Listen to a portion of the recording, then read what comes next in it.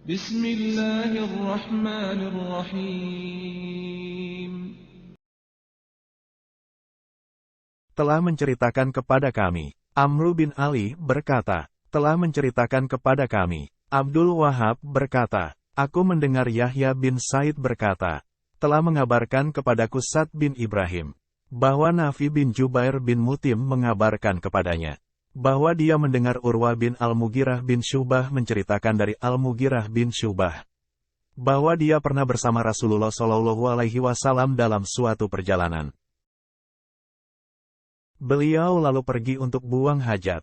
Sementara Al-Mughirah menuangkan air untuk beliau hingga beliau pun berwudu, membasuh muka, mengusap kepala dan sepasang sepatunya.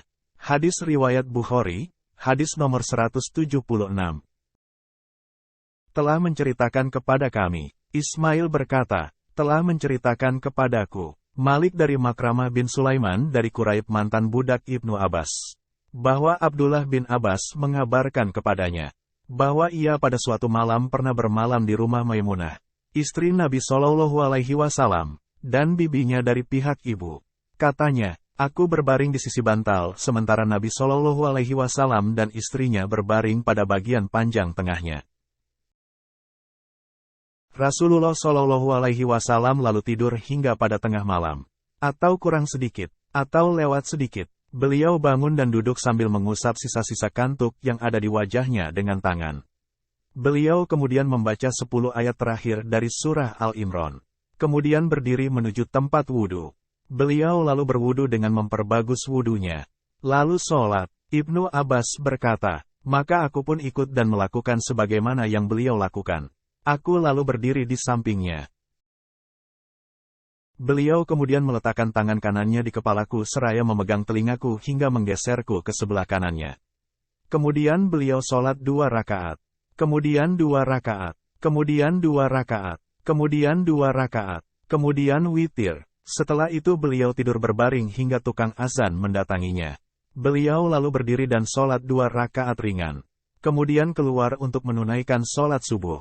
Hadis riwayat Bukhari, hadis nomor 177. Telah menceritakan kepada kami. Ismail berkata, telah menceritakan kepadaku. Malik dari Hisyam bin Urwah dari istrinya Fatimah dari neneknya Asma binti Abu Bakar bahwa ia berkata, aku pernah menemui Aisyah, istri Nabi SAW, ketika terjadi gerhana matahari. Saat itu orang-orang sedang melaksanakan sholat dan saat itu ia pun berdiri sholat. Setelah itu aku katakan kepadanya, apa yang dilakukan orang-orang? Aisyah lalu memberi isyarat dengan tangannya ke arah langit seraya berkata, Maha suci Allah.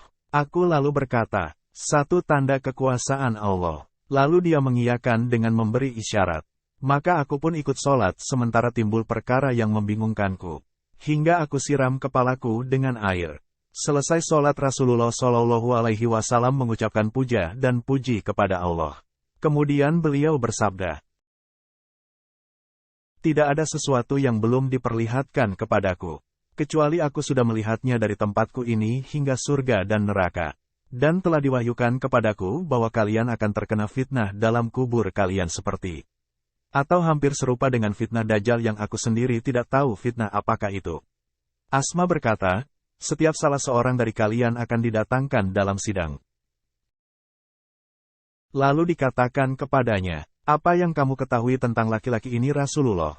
Adapun orang beriman atau orang yang yakin, aku tidak tahu mana yang Asma ucapkan. Lalu orang tersebut akan menjawab, dia adalah Muhammad utusan Allah. Ia datang kepada kami membawa penjelasan dan petunjuk. Kami lalu menyambutnya, beriman dan mengikuti seruannya.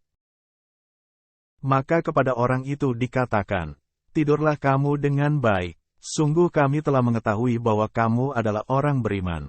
Adapun munafik atau pelaku dosa besar, aku tidak tahu mana yang diucapkan Asma.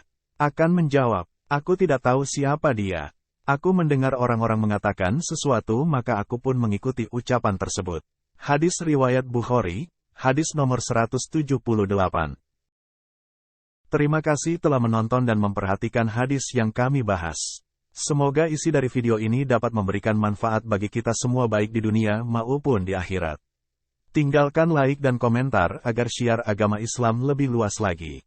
Subhanallah wa bihamdika asyhadu an la ilaha illa anta astaghfiruka wa atubu ilaik.